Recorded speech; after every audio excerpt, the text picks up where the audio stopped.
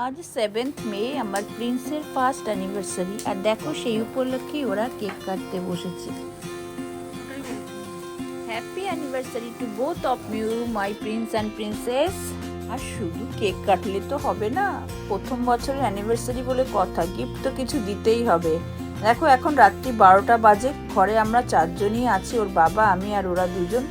আমি তো একটু ছোট্ট উপহার দিয়ে আশীর্বাদ করলাম, মামকে একটা কানের রিং দিলাম আর মিমোকে গলার লকেট দিলাম, দিয়ে ওদের একটু কেক খাইয়ে দিলাম। আর এই যে দেখছো দুটো কেক রয়েছে, একটা ওর বাবা এনেছে আর একটা ওর দিদি পাঠিয়েছে। যেহেতু রাত্রি 12টা 7th মে পড়ে গেছে, তাই আজকে শুধু কেক কাটিং হবে। আর দেখো একটু ডেকোরেশনও হয়েছে ঘরে। তবে কালকে সারাদিন একটু ওরা মানে অফিস থেকে তাড়াতাড়ি চলে আসবে, সারাদিন আমরা এদিকে ওদিকে ঘুরে বেড়াবো, একটু রেস্টুরেন্টে যাব, খাবো, মামের মা বাবা আসবেন আশীর্বাদ করতে, এরকম একটা প্রোগ্রাম রয়েছে। তবে বিশেষ চমক রয়েছে কিন্তু 11th কিন্তু বিরাট বড় সেলিব্রেশন হচ্ছে সরকার বাড়িতে, আর সেই সমস্ত ভিডিও তোমাদের পাঠাবো। আজকে যদিও একটু ভিডিও পাঠাতে দেরি হয়ে গেছে, এবার তোমরা কিন্তু দেখতে থাকবে। চলে এসেছেন আশীর্বাদ করবার জন্য, আশীর্বাদটাই বড় কথা, কোনো গিফটটা কিন্তু বড় জিনিস না। তবুও দিদি প্রথম বছরের অ্যানিভার্সারি, ওর জন্য একটা কঙ্কন নিয়ে এসছেন, আর মিমোর জন্য ওর কিছু নিশ্চয়ই উপহার আছে, সেটা হয়তো দাদা দিয়ে আশীর্বাদ করবেন। হ্যাঁ, খুব ভালো হয়েছে, মানে বালাটা আমার বেশ পছন্দ হয়েছে। এইবার দাদা বোধহয় জামাইকে আশীর্বাদ করবেন, সেই অপেক্ষাতেই আছি, দেখছি। হ্যাঁ, দাদাও দেখো, ও আচ্ছা আচ্ছা আচ্ছা, রিসলেট দিয়ে আশীর্বাদ করছেন। জামাই হাত বাড়িয়ে দিয়েছে, জামাইকে দাদা খুব যত্ন করে পরিয়ে দিচ্ছেন রিসলেটটা। যাক, এবার আমি একটু হেল্প করে দিচ্ছি দাদাকে, কারণ রিসলেটের হুকটা মনে হয় একটু টাইট আছে। বাহ, খুব সুন্দর হয়েছে রিসলেটটাও, খুব ভালো লাগছে দেখে। হ্যাঁ হ্যাঁ, নিশ্চয়ই প্রণাম করতে হবে, গুরুজনদের থেকে আশীর্বাদ নিতে হবে। গিফটটা তো বড় কথা না, আশীর্বাদটাই হচ্ছে বড় কথা।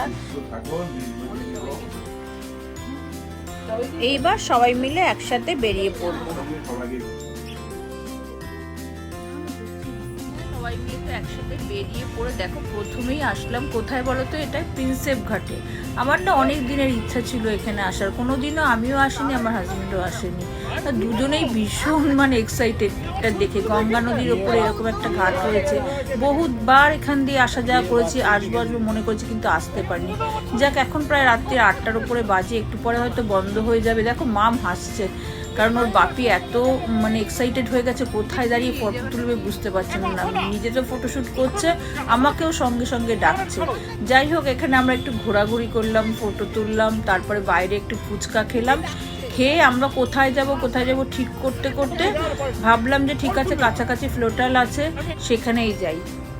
ফ্লোটাল কিন্তু আমার one of my favourite restaurant. দেখো, গঙ্গা নদীর উপরে একটা জাহাজকে মানে দাঁড় করিয়ে এত সুন্দর করে রেস্টুরেন্টটা তৈরি করেছে, তার জন্য আমি সুযোগ পেলেই আমি এটাকেই মানে চয়েস করি যে না, এখানেই যাব। খুব ভালো লাগে। আর চারিপাশের এনভায়রনমেন্টটা দেখো কি সুন্দর, মানে গাছপালা, নদী, সব কিছু তুমি একসাথে পাবে। আমরা তো গাড়ি পার্কিং করে এগিয়ে যাচ্ছি, কারণ এখন অনেকটাই রাত হয়ে গেছে, 8:30 9টার কাছাকাছি বাজে। একদম উপরে টপ রুপের ব্যবস্থা আছে, আর ওখানে আগে থেকেই মিমো বুক করে রেখেছিল, কারণ আজকে যেহেতু ওদের স্পেশাল ডে, একটু তো ডেকোরেশন করে রাখবেই, সেই জন্য আমরা আস্তে আস্তে ফ্লোটালেই উঠছি।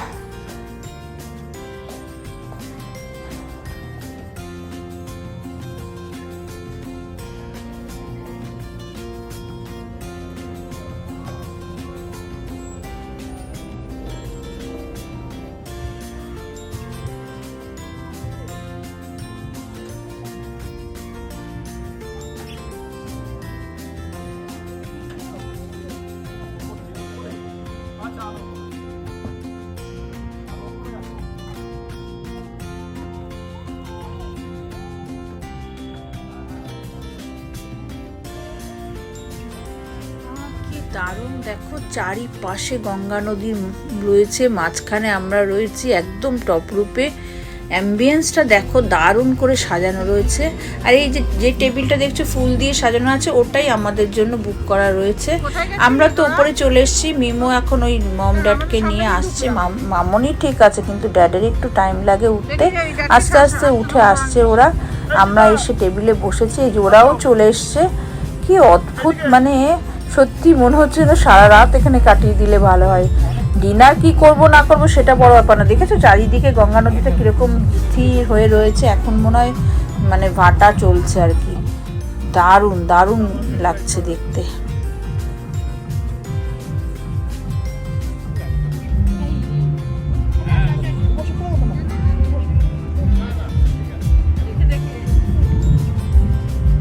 আস্তে আস্তে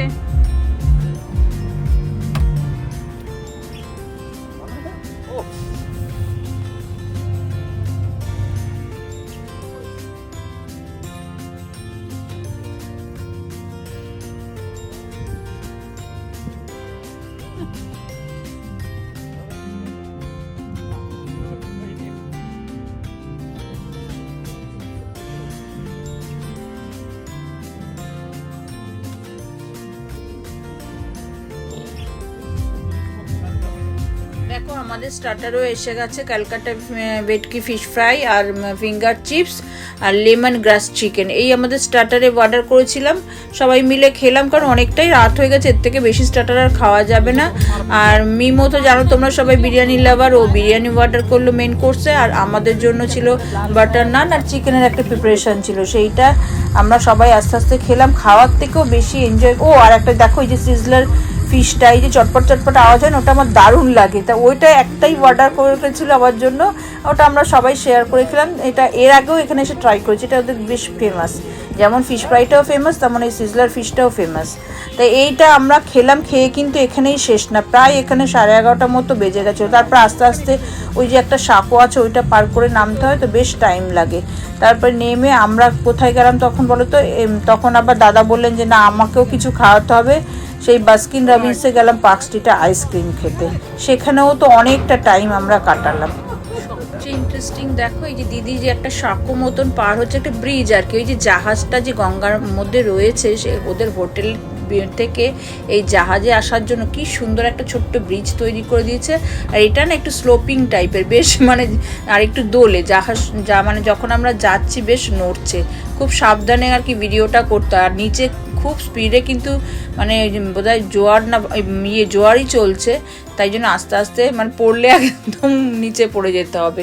তা ওইখানেই আমরা আস্তে আস্তে পৌঁছালাম। তবে নামার সময় কিন্তু আমি সিঁড়ি দিয়ে নেমেছিলাম, কারণ ওদের এই আর্ট গ্যালারিটা এত সুন্দর, চারিদিকে দেখো কত মানে গ্যালারির মধ্যে কত ফ্রেম তৈরি করা রয়েছে, দারুণ সুন্দর দেখতে। তাই জন্য মানে লিফটে না নেমে আমরা সিঁড়ি দিয়ে নামলাম, বিশেষ করে আমি আর মিমোর বাবা। ওরা বাকিরা সবাই ওরা লিফটে করে নেমেছিল, কারণ এই আমাদের বলেই দিয়েছিল। আর এই কোনায় কোনায় না একটা করে চেয়ার রয়েছে, এখানে বসে আমরা আবার ফটোও তুললাম। আর এই গ্যালারিগুলো সত্যি মানে অসাধারণ অসাধারণ। তা যাই হোক, আমরা এখানে একটু ছবি টবি তুলে সবাই আস্তে আস্তে সিঁড়ি দিয়ে নেমে আমরা বেরিয়ে পড়লাম। এরপরে তোমাদের বললাম যে এরপরে আমরা গেলাম আইসক্রিম খেতে।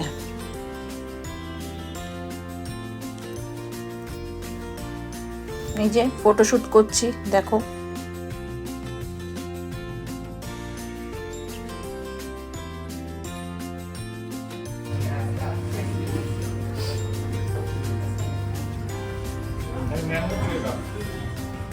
আমি কোকোনাট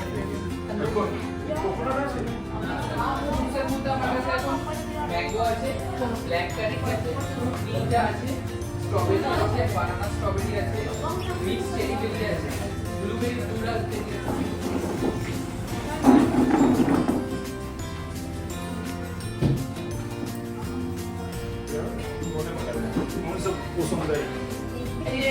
দাদা দাদা কি কোনটা আপনার? ম্যাঙ্গো, আমি আর দাদা ম্যাঙ্গো। আমরা ম্যাঙ্গো খাই। तो थोड़ा जो टॉपिंग लेंगे जब 12 स्टेप वाली 150 আলফানসো ম্যাঙ্গো देखिए ये वाली টেস্ট করে দাও, টেস্ট করে দাও। ম্যাঙ্গো খাবার কিছু টেস্ট করার জন্য। হ্যাঁ বলুন না কোকোনাট ফ্লেভারে কিচ্ছু নেই। না ম্যাঙ্গোটা একটু আমাদের এনার্জি রাত্রি 12:30 বাজে, আমরা পার্ক স্ট্রিট বাস্কিন রবিন্সে রয়েছি। একবার করে সবার পছন্দ মতো আইসক্রিম খাওয়া হয়ে গেছে। এখন মেমোর বাবার আবার দ্বিতীয়বার খাওয়ার ইচ্ছা হচ্ছে, টুটি ফুটি যে আইসক্রিমগুলো আছে ওইগুলো খাবে। দেখো কত দরদ দিয়ে ছেলেটা বানাচ্ছে, ও বানিয়ে দেবে, ওইটা খাওয়া হবে, তারপর যাবো। দেখি কি ওদের প্রিপারেশনটা কীরকম।